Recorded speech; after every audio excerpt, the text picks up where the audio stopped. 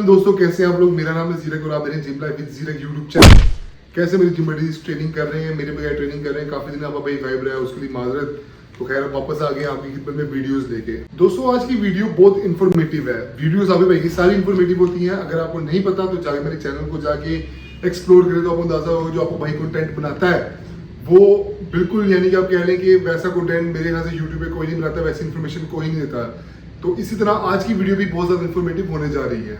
Video में discuss करेंगे मुख्तलिफ स्टेरॉइड्स की हाफ लाइफ। लेकिन वीडियो स्टार्ट करने से पहले अगर आपने मेरे चैनल को सब्सक्राइब नहीं किया तो इसको सब्सक्राइब कर दें, थैंक यू। जैसे कि आप लोगों को पता होगा कि हाफ लाइफ क्या होता है, अगर नहीं पता तो मैं बता देता हूँ। हाफ लाइफ वो ड्यूरेशन होती है जितनी देर में एक स्टेरॉइड जो होता है वो आपकी बॉडी के अंदर मौजूद रहता है या एक्टिव रहता है। तो इसीलिए जितने स्टेरॉइड होते हैं जिनकी हाफ लाइफ बहुत कम होती है उनके जो इंजेक्शन होते हैं वो बहुत ज्यादा लगाने पड़ते हैं वीक के अंदर।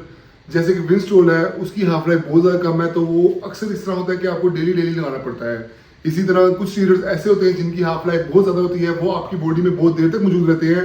तो उनके जो इंजेक्शन है वो अगर आप हफ्ते डेढ़ बाद भी लगा लें तो काम चल जाता है। इसलिए आज की वीडियो में हम डिस्कस करेंगे कि किस किस स्टेरॉइड की कितनी हाफ लाइफ है, कितने दिन है और उसकी नेक्स्ट डोज कितनी देर बाद लगा लेनी चाहिए। सबसे पहले हम डिस्कस करते हैं सबसे बेसिक स्टेरॉइड का, डेका ड्यूरेबोलिन का और टेस्ट एनाथेट के बारे में।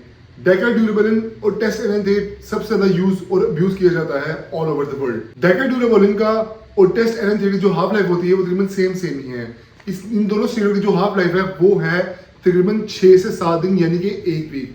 तो इसलिए अगर आपने एक इंजेक्शन आज लगाया है तो उसका जो अगला इंजेक्शन है वो आपको 7 दिन बाद फौरन लगा लेना चाहिए। इसके बाद हम डिस्कस करते हैं ट्रेम्बोलोन एसीटेट की, जो कि बहुत ज्यादा यूज किया जाता है। ट्रेन एसीटेट या ट्रेन ए के नाम से जाना जाता है। तो इसकी जो हाफ लाइफ है वो है 2.5 से 3 दिन। यानी कि अगर आपने मंडे को इसकी पहली डोज ली है तो आपको अपनी अगली डोज साइकिल की है वो वेडनेसडे को लेनी पड़ेगी। इसके बाद ट्रेम्बोलोन के दूसरे वेरिएंट यानी कि ट्रेन एनाथेट के बारे में बात करते हैं। ट्रेन ई जो पहले डिस्कस किया वो ट्रेन ए था, ट्रेन ए था, ट्रेन एसीटेट था। अब हम डिस्कस करेंगे ट्रेन एनाथेट यानी कि ट्रेन ई के बारे में। इसकी हाफ लाइफ ज्यादा होती है। इसकी हाफ लाइफ जो होती है वो होती है 6 से 7 दिन। यानी कि वही वाला साहब आ गया, अगर आपने एक इंजेक्शन आज लगाया है मंडे को तो आपको उसका दूसरा इंजेक्शन अगले मंडे को भी चल जाएगा। अब बात करते हैं सिस्टाडोन के बारे में। सिस्टाडोन भी है बहुत ज्यादा इस्तेमाल किया जाता है। सिस्टाडोन की जो हाफ लाइफ है वो है 4 दिन। यानी कि अगर आपने इसका पहला इंजेक्शन आज मंडे को लगाया है तो इसका अगला इंजेक्शन सिस्टाडोन का आपको 4 दिन के अंदर यानी कि थर्सडे जुमेरात तक लगा लेना चाहिए। अब हम बात करते हैं बोल्डिनोन की। बोल्डिनोन भी आजकल बहुत ज्यादा यूज किया जा रहा है क्योंकि ये थोड़ा सा सेफ माना जाता है और इसके रिजल्ट भी काफी ज्यादा अच्छे और फ्रीक्वेंट आते हैं। बोल्डिनोन की हाफ लाइफ बहुत ज्यादा है। इसकी जो हाफ लाइफ है वो तकरीबन 2 हफ्ते तक भी बताई जाती है, यानी कि 14 दिन तक। ठीक हो गया। तो इसकी साइकिल अगर आप कर रहे हैं तो वो तो मेरे ख्याल से आप रिलैक्स हो जाए। डोज तो वैसे आपको लगनी है हर वीक में 2 डोजें लगती हैं, लेकिन इसकी जो हाफ लाइफ है वो 2 वीक की होती है। इसके अलावा कटिंग में टेस्ट प्रोपेट इस्तेमाल किया जाता है यानी कि टेस्ट पी यूज किया जाता है। तो इसकी हाफ लाइफ होती है कम, यानी कि जो स्टेरॉइड होते हैं जो कटिंग के लिए इस्तेमाल किए जाते हैं उनकी हाफ लाइफ वैसे ही कम होती है। तो टेस्ट प्रोपेट जो है इसकी हाफ लाइफ जो है इसकी भी 2.5 से 3 दिन ही होती है। यानी कि आज इंजेक्शन लग गया है तो अगला इंजेक्शन जो है वो वेडनेसडे को हर सूरत में लग जाना चाहिए। बात की जाए अगर प्रीमाबोलान की तो प्रीमाबोलान की जो हाफ लाइफ है वो 6 से 7 दिन है। वही वाला साहब अगर डेकाटेस्टा वाला कि अगर आज इंजेक्शन एक लगाया है तो अगले एक ठीक वीक बाद आपको दूसरा इंजेक्शन लगाना पड़ेगा लाजमी इसका, ताकि आपकी साइकिल ब्रेक ना हो। अब हम बात करते हैं स्टेनाजोलोल यानी कि विंस्ट्रोल के बारे में। इसकी जो हाफ लाइफ है वो मेरे ख्याल से इंजेक्टेबल स्टेरॉइड्स में सबसे ज्यादा कम है। इसकी हाफ लाइफ तकरीबन 1 से 1.5 दिन होती है। आपने अक्सर देखा होगा कि जो बॉडी बिल्डर मुकाबले की तैयारी करते हैं उनको विंस्ट्रोल का इंजेक्शन जो होता है वो तकरीबन डेली ही लगता है, नहीं तो कम से कम 1 दिन छोड़ के 1 दिन लगता है। तो इसकी जो हाफ लाइफ है वो है 1 दिन यानी कि 24 घंटे। तो दोस्तों ये तो हमने बात की सारी इंजेक्टेबल यानी कि डिपोर्ट स्टेरॉइड्स के बारे में। ठीक हो गया। अब हम बात करते हैं ओरल स्टेरॉइड्स के बारे में कि ओरल स्टेरॉइड्स की जो होती है हाफ लाइफ वो कितनी होती है।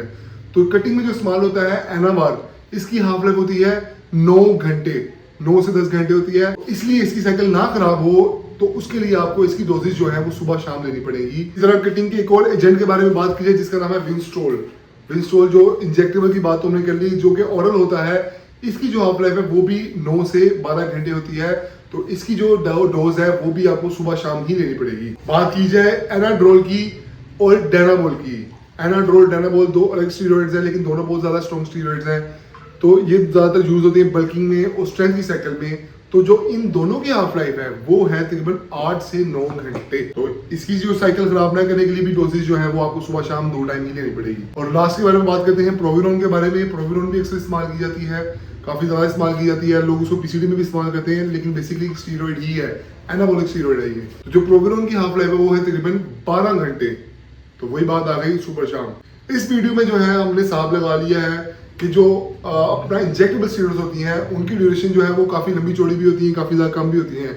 लेकिन वहां अगर हम बात करें ऑरल स्टीरॉइड्स के बारे में, तो वो हमने देखा है कि जो ऑरल स्टीरॉइड्स है इसकी हाफ लाइफ कंपैरेटिवली बहुत ज्यादा कम होती है।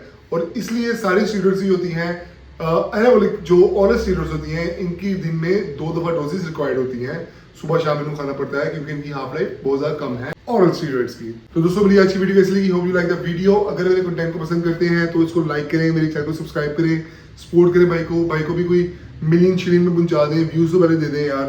तो वीडियो को लाजमी लाइक कीजिएगा और अगर किसी चीज में वीडियो बनवानी है तो यार मुझे कमेंट सेक्शन में लाजमी बताएं। मिलते हैं नेक्स्ट वीडियो में अच्छे टॉपिक के साथ। अल्लाह हाफिज।